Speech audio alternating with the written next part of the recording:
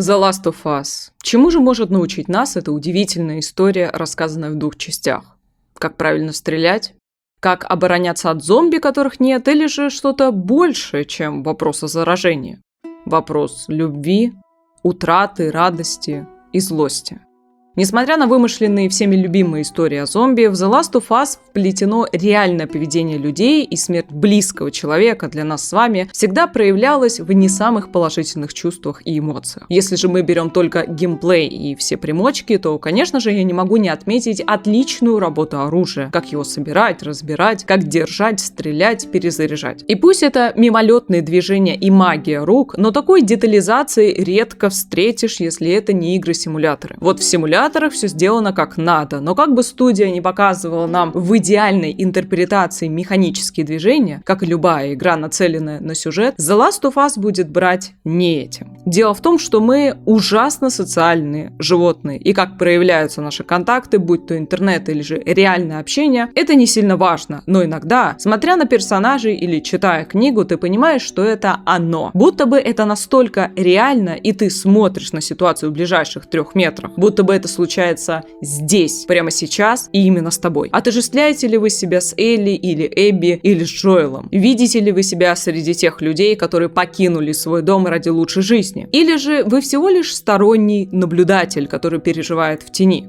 Моя история в этом сюжете оказалась довольно проста. Я не увидела себя на месте Элли, но то, как Джоэл относится к Элли, это именно тот идеальный формат взаимоотношений, которых мне не хватает. Это и не любовные отношения между мужчиной и женщиной, и не совсем семейные. Джоэл просто есть. Он как будто бы был всегда настолько родной, но и не переходящий границу. Заботливый, но в то же время отцом его тоже не назовешь. Он скорее как старший брат, но с огромной разницей в возрасте. У меня случился контрперенос кого-то из детства, и я четко отследила вот эту связь Джоэла и Элли. И чему же может научить нас эта история и ее реализация? Это, кстати, самое главное, потому что сентиментальных историй очень много, но такой нет.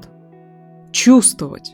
Да, это так просто. Чувствовать. Отслеживать свои эмоции, проживать их. Эту боль, эту радость и эти родственные отношения. Чувствовать, что ты не один, что о тебе позаботятся, и в непринужденных беседах тебе становится чуточку легче. Мы так редко позволяем себе быть такими, какие мы есть, и по ту сторону экрана есть нечто, что вызывает в нас самые сильные эмоции. Учиться проживать самые разнообразные чувства – это на самом деле сложно. И когда ты сидишь один, тебя никто не видит, и ты можешь быть самим собой, то именно в это мгновение ты позволяешь себе чуть больше, чем обычно. Воссоздать город, в котором жили Элли, Джоэл и другие, представить, что бы вы делали на месте Джоэла в первой части. Спасли бы маленькую девочку или же нет. И что мне больше всего нравится, что история довольно скудна на эмоции визуально. Все выглядит очень реалистично, без перегиба, и тебе легко отождествлять себя с происходящим. Самой поучительной историей станет рассказ о былой любви между Оуэном и Эбби. Идеальный пример того, как делать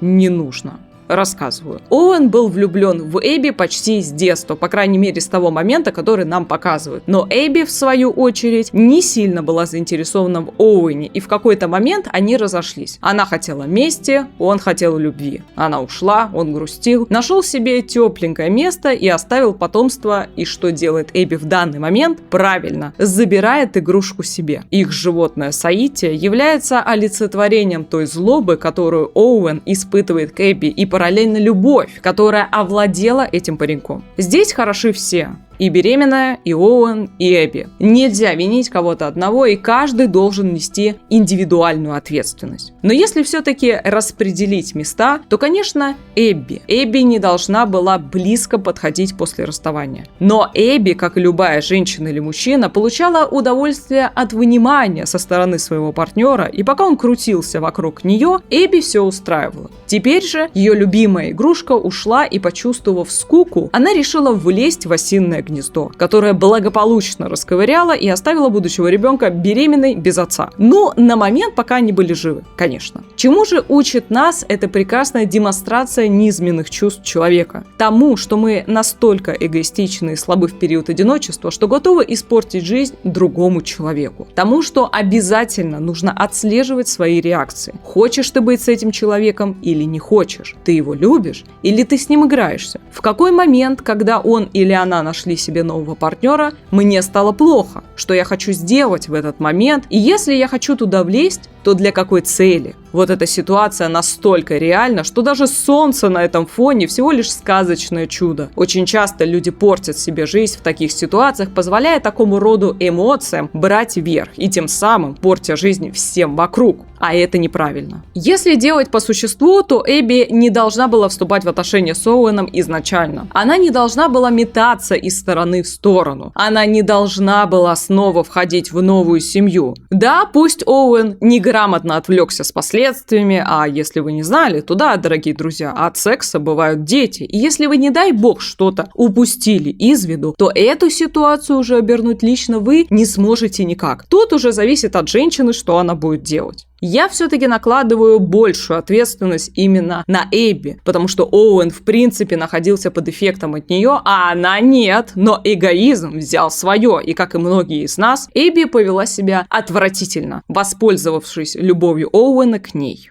К The Last of Us можно относиться по-разному, но полностью быть хладнокровным к проекту невозможно. Я бы не сказала, что это история брошенной девочки и овдовевшего мужчины, у которого вдобавок умерла дочь и только их. Нет, чем старше ты становишься, тем больше деталей ты замечаешь, и тем больше историй ты видишь. И неужели в этих ужасных событиях не может найтись место для чего-то светлого и доброго? Может быть, если бы не происходящее, то Элли никогда бы не нашла самого родного и близкого для нее человека, который заменил ей почти всех. Эта боль, человеческая боль, смогла объединить огромное количество людей и свести нереальное количество судеб. И здесь, в этом укромном месте, мы можем почувствовать себя, пусть и ненадолго, чуточку счастливей.